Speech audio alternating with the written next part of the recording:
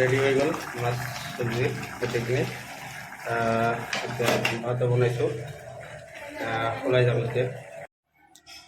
আপোনালোকে যিটো ভিডিঅ' চাই আছে, একচুৱেলি এই ভিডিঅ'টো মই বনাইছোঁ ঠিক, কিন্তু এইটো মোৰ বাবে নহয়।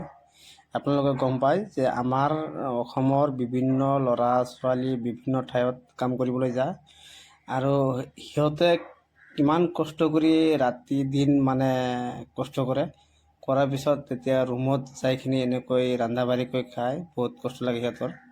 মানে সময়ত খোৱা আৰু সময়ত কামত যোৱা বহুত সিহঁতৰ মানে এটা কষ্ট হয়।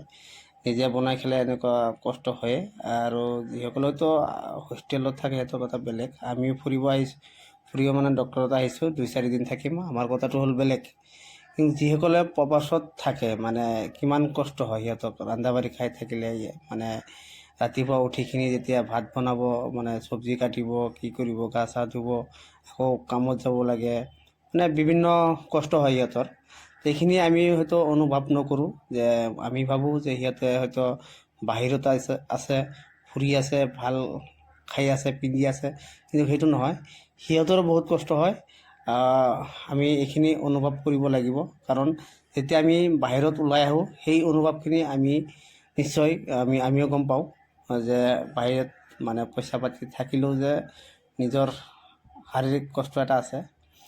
সেই অনুভৱটো হয়তো আমি যেতিয়া ৰুম চুম লৈ যেতিয়া থাকোঁ তেতিয়া এটা আমি এইখিনি অনুভৱ কৰিব পাৰোঁ। আপোনালোকে ভিডিঅ'খন চাই থাকক। চব্জি